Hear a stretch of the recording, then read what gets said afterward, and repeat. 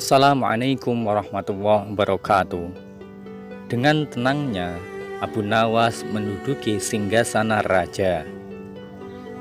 Kecerdikan dan akal Abu Nawas sudah tersebar di seluruh penjuru kerajaan yang dipimpin oleh Raja Harun ar-Rasyid.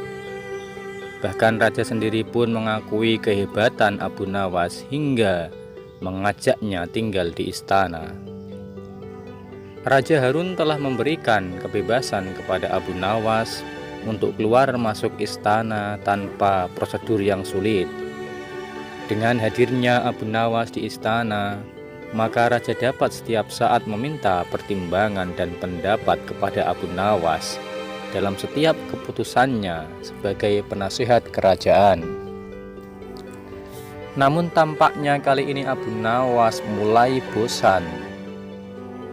Dia sangat bosan tinggal di istana. Abu Nawas tidak terbiasa hidup berfoya-foya dan serba enak. Meskipun semua yang diinginkan di istana selalu tersedia, namun Abu Nawas memilih ingin tinggal di luar istana. Ia sangat rindu sekali untuk menggarap sawah dan merawat hewan-hewan ternaknya. Dari sinilah kemudian muncul dalam pikiran Abu Nawas untuk keluar dari istana. Diputarnya otak mencari alasan agar bisa keluar dari istana. Setelah semalaman, Abu Nawas berpikir dan meminta petunjuk kepada Yang Kuasa, bersolat tahajud dan melakukan ibadah lainnya. Akhirnya Abu Nawas menemukan cara jitu untuk keluar dari lingkungan istana. Pada keesokan harinya, ia sengaja bangun pagi-pagi sekali kemudian pergi ke ruang istana. Saat itu suasana masih sepi, hanya terdapat beberapa pengawal raja. Raja Harun sendiri masih terbaring di tempat tidurnya. Pada saat Abu Nawas, itulah Abu Nawas mendekati singgasana raja dan mendudukinya.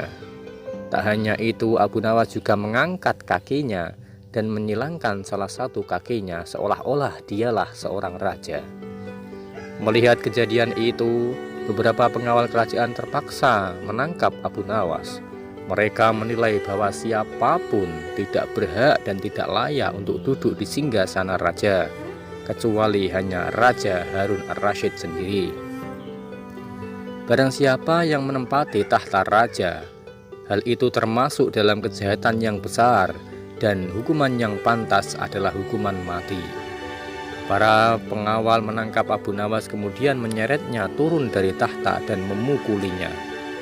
Mendengar teriakan Abu Nawas yang kesakitan karena dipukuli, raja menjadi terbangun dan menghampiri mereka semua.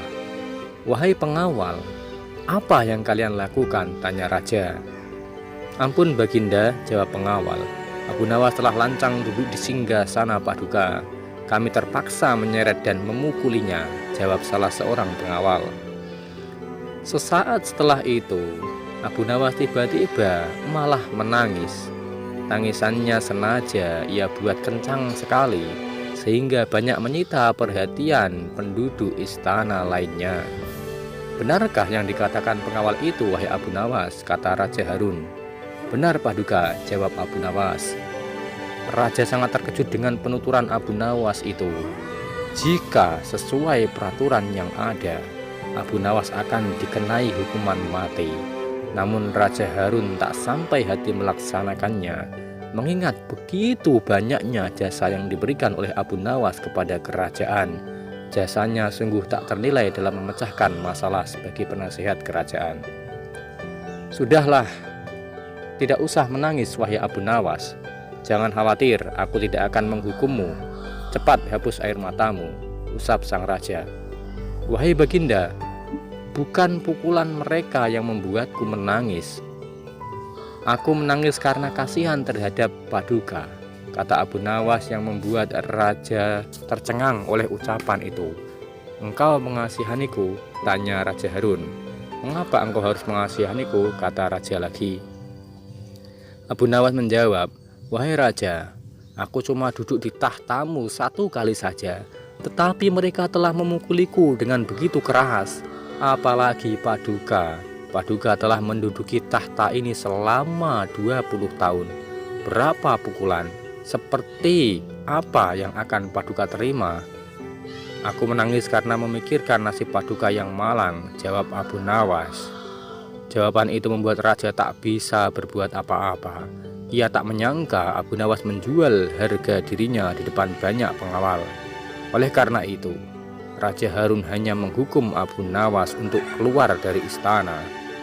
Baiklah, jika demikian, mulai detik ini kamu harus keluar dari istanaku, kata sang raja sambil geram dan marah. Abu Nawas hanya tersenyum. Dia berterima kasih kepada Paduka Raja.